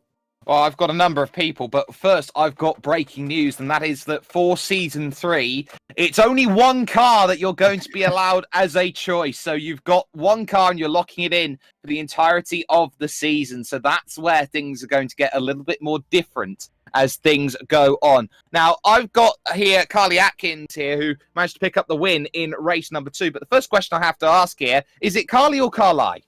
It's Kalai Atkins. Carly Atkins, thank you. So, Kalai, let's talk about those 2 races. Completely different fortunes for you as you find yourself moving forward with the races. The first one, you got a drive-through penalty for, I assume, speeding coming up to the race start. And then second in that race, you had a massive amount of contact and then managed to scamper away. Yeah, it was an awful start by me. I messed up and got a drive-through because of it, but had the pace and race 1 to win that as well, but it's just my mistake. I had very good pace throughout the whole weekend, to be fair. Onyx gave me such a great setup. I struggled a bit near the end, but I had decent enough of a gap to win the second one. well, you had yourself enough of a gap, but you have to put that down maybe to some mental fortitude in terms of the way that you were racing and the way that you had to fight back, especially knowing that you got deducted 15 points earlier on in the week as well. You came into this one on the back foot. Do you feel that maybe, there was a lot of happiness and relief on your side when you pick up 35 points, especially when everyone was closing in and you had the championship pretty much tossed up in the air with nobody having any idea, even now, who's got third place? Yeah, it was a bit my fault again with the points that I got lost, but I think I might have got third, but yeah, it was just a bit unfortunate I couldn't challenge H3 properly until now, but we'll come back for season 3. Well, it's all about a learning process, would you say, Kalai? Because, you've been putting together the results, you've been getting closer and closer as the season's gone on. This is your first win against the Ashtois team. Do you feel now that you take this as a result into season 3 and say that this is the one for you where you can be, now putting on a spearhead in terms of the challenge from the rest of the pack to Ashtois? Yeah, I'm hoping to win season 3, beat H3 and show everyone that Onyx is the best team. Well, the opportunity then will be yours. You've got a race victory under your belt, Kalai. Shout out sponsors, anyone you'd like to thank. Right, so I'd like to say a massive thanks to Tim Blacksmith for supporting me throughout my karting career and racing in general. I'd like to say a massive thanks to my dad for obviously getting me my sim, Fanatec CSL Elite, had no issues. I'd like to say a massive thanks to my mum for the support. And yeah, that's it. Well, there is Kalai Atkins then picking up a race victory after a battle for 20th position in race number 1. Kieran, I believe you found Jan Nicholas Erbrick. I have indeed. Now, Jan Nicholas, one of the drivers here who's been preparing for season 3 with that one car over the entire season. That Lexus has been very loyal to you. But Jan Nicholas, it's been a very good day at Spa for you. How would you rate that one? Yeah, finally podium in the championship. I was lucky to not get stuck in any kind of racing against other people. So I was almost every time I was just watching the guys punting themselves, and I took profit of that. But I was surprised by my race pace.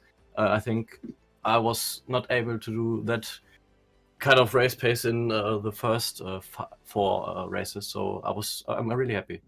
Yeah, it was consistent as well. You got 4th place in the first race of tonight, then 3rd place in the second. So you did have some pace for you. You had a lot of luck as well, but still, nobody can take that podium away from you. How would you rate your whole season, Jan Nicholas? Awful. I was hoping you didn't say that, but the first race at Imola was okay. But after that, I was hit in every single race. I think at where we were driving, Kialami, and the other races I was hit. So yeah, could not get good points. So I'm happy to drive a clean race in the last races. So that's nice. And what does this mean then for next season? Then is there anything you can take away from this season and take it into next? It's hard to say. I have more time for preparing for the next season. But I have to care more about other drivers. Maybe I should put on the how do you say that in English? The Rückspiegel. The back. I don't know how to say it. To watch the other cars from behind coming closer to me, because that was a problem. They were too fast approaching me. Well, yeah, Nicholas, it's a pleasure to talk to you. Congratulations on your podium for race number 2. The floor is yours for any sponsors and shout-outs you want to only a shout-out to my friends and to my family, the guys who are watching right now, supporting me. It's nice to have friends backing you up when you drive these kind of races. Oh, fantastic. Well, thank you for talking to us, Jan Nicholas, and good luck for the next season as well. Jake, I'll hand it back to you. I have no prizes for guessing who you've got now. No, I've got the 2-time reigning champion now, Redwan Messaoud. Redwan, firstly, you must be relieved that the championship finished last week for you with the title compared to this week? Hello all. Yes, I'm happy to win the World Pro Season 3 2. Sorry. I'm disappointed for the two race I did. Really, for the second race, too much aggressive for me. But it's the game.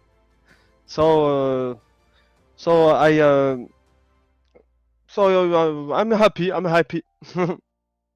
Well, the happiness is there, but let's talk your season. You know, a whole boatload of wins, championship wrapped up early, and, you know, dominance from your team as well. I mean, you bring Luke on alongside you from round 2 onwards, and the pair of you have been almost unstoppable apart from this round.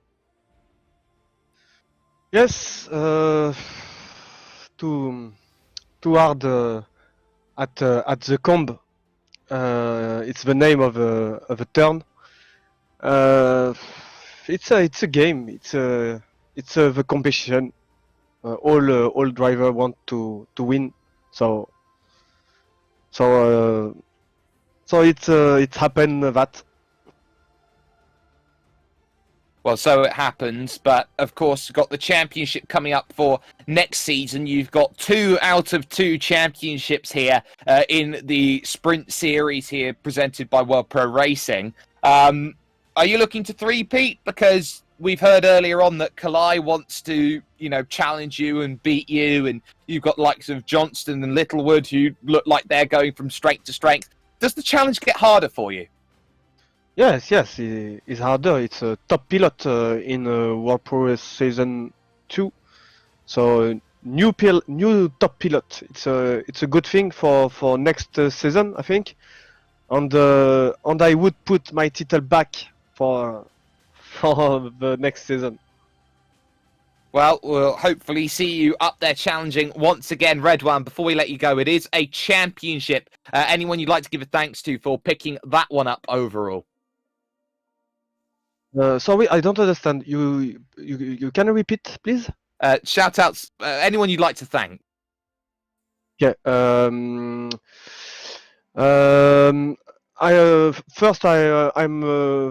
I'm happy to look for 2 race he did, and I want to say something. I've opened a setup server on Tuesday, server Discord. You can find the link on my Twitter, Mesaoud Redouane. I post setup on this Discord for the most played cards. This week I've also posted setup for the new DLC. So it's open, and let's go to join this my Discord.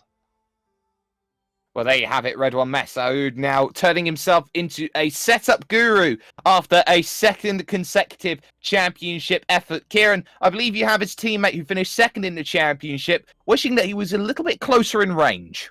Well, I do indeed. And first of all, Luke, congratulations finishing the runner-up in the championship. And that's nothing to shake a stick at, because that's part of that prize pool as well. It was a very eventful Spa-Francorchamps race, and I'll pose the same question to you. It had wrapped up. You'd wrapped up the runners-up in that championship. You couldn't quite catch Mesaoud, but no one else could catch you. So how did you approach this race? Well, coming into the week, I'll be honest, I struggled a little bit for pace. My pedals only arrived on Thursday. So I had really limited practice coming into it. So I was kind of aiming for a top 5. That was kind of because I knew that Marcus, Alex, and obviously Red One, I knew those guys were very quick in Kalai as well. So, to put it on P3 and be fighting up the front, I was really, really happy with. But I was kind of going in, I was very relaxed because obviously I had nothing to lose, nothing to gain. So I could kind of just race how I wanted to race. Sadly, that wasn't the case, with getting sort of bodied around a little bit, which wasn't really nice to experience. But it was, race 1 was brilliant. I mean, I thoroughly enjoyed the battle with Alex. It was clean. It was very nice. Race 2 wasn't the same, to get sort of smashed around a little bit. A couple of people cutting corners to gain positions, And then, of course, Eau Rouge, I had my nose ahead, turned in, and then just got T-boned, even though I had the corner. So, not ideal, not how you want a race to go. But, I rest easy knowing that I haven't lost anything in the championship, and I still get a little money in my back pocket as well, which is quite nice. So, yeah, I'm happy regardless. Oh, absolutely. I can't doubt that for a second. I mean, looking back at your season, then you've notched up a couple of race wins. You've been pretty much a permanent fixture on these podiums over the last 5 weeks. How would you review your own season? I think as a whole, considering everything that I've had, problems that I've had throughout the season with my equipment, driving standards, falling at the hands of others, massive improvement from last season. Last season, my qualifying was often a weakness, and race pace was where I clawed it back. But because obviously I qualified further back, I get involved in incidents. But this season, my qualifying pace was a lot better, and I think I was able to take it to Red One a lot more this season, which I'm very happy with. Of course, there's still race weekends that I can look back on and go, I should have done this. Imola, missing race 2 was a really silly thing on my part. At other tracks at Kyalami, out of my control, my pedals were broken at the time.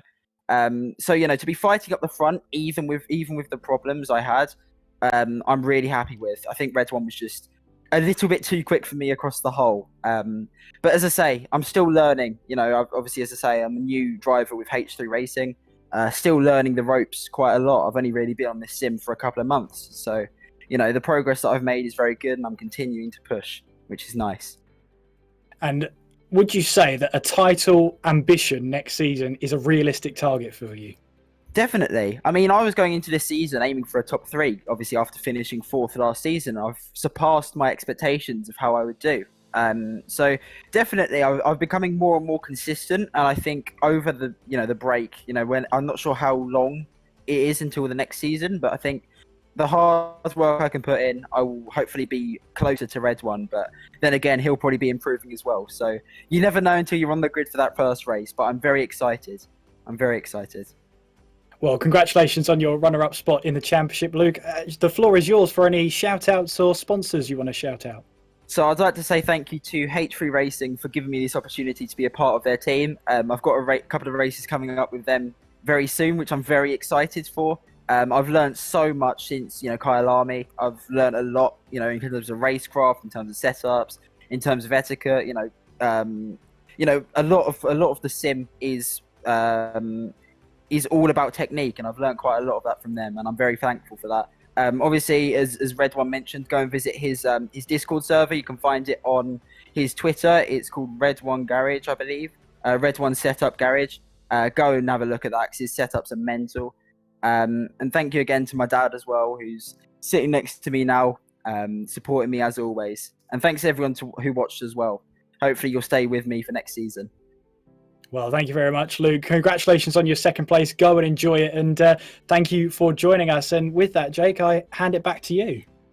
Well, you certainly do. And the curtain now finally closes in on the season. If you haven't already, you can join World Pro Racing by going to worldproracing.com/events. And if you can get yourself over there's many events going on, like the Gran Turismo Sport, Assetto Corsa Competizione, R Factor 2, and much more on the horizon will be coming into play. This is the place where you want to be with World Pro Racing, professional events all the time with a very dedicated team behind the scenes. Of course, the work that has been done has been from the likes of the two teams, the Pro team and the AM team, who have been working incredibly hard together to make sure that everything has been working out together. Because you've got Adrian Fagaio and George Muscat, the two race directors here in terms of the works for the Pro and the AM division. The cameras by Nathan Mifsud, as well as Justin Mifsud on broadcast direction here today. But a massive thanks has to go, of course, to all the sponsors that you can see on the bottom of your screen, the likes of AMD, HyperX, likes of GT Omega Racing, Thrustmaster, and Melita, as well as where we have been. We've been on YouTube, we've been on Facebook Live,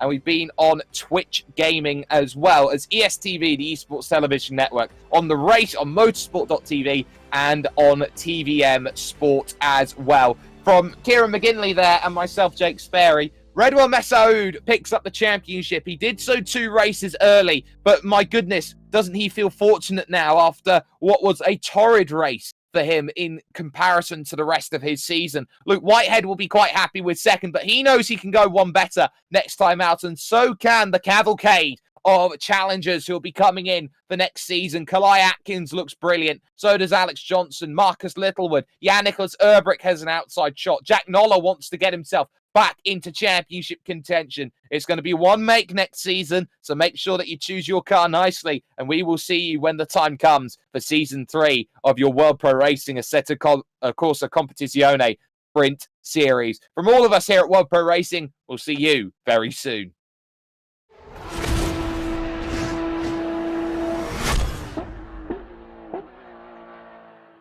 This stream is powered by Melita, using Melita Gigapower Internet.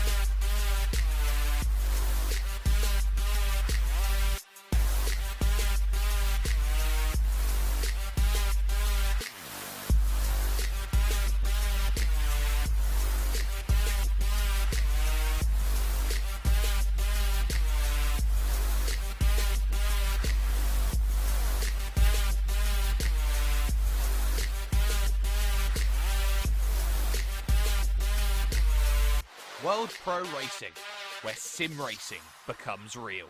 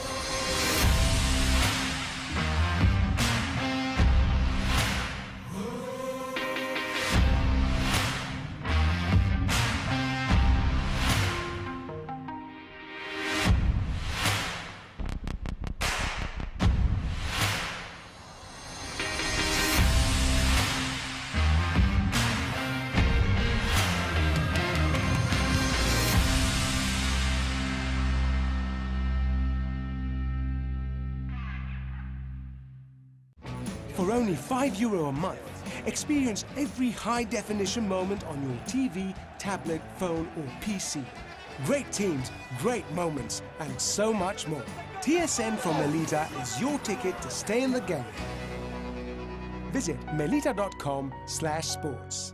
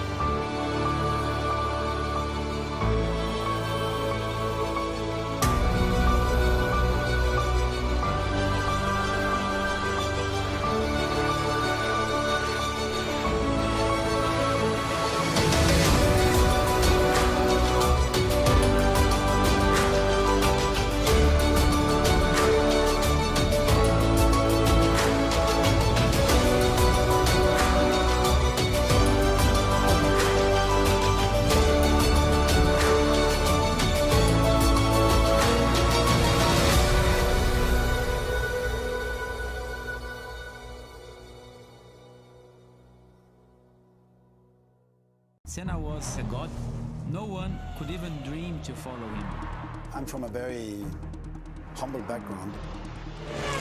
The role of women at that time were really difficult. It's just so dangerous. You're risking not only your life, but also my life.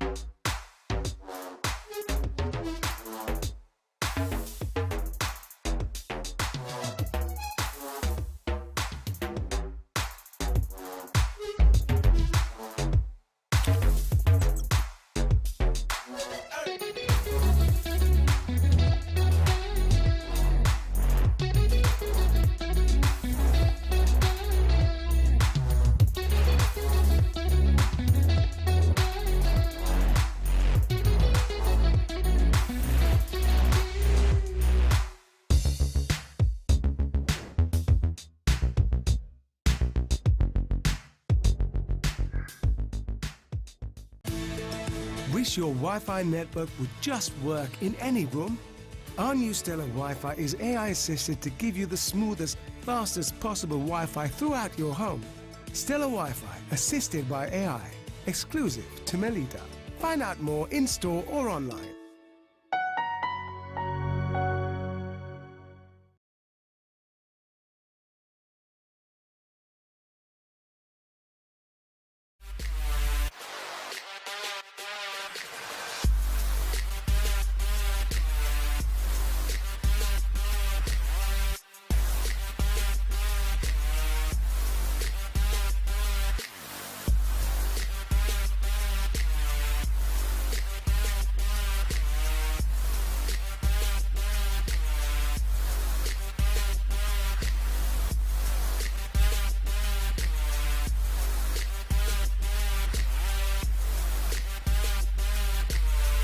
World Pro Racing, where sim racing becomes real.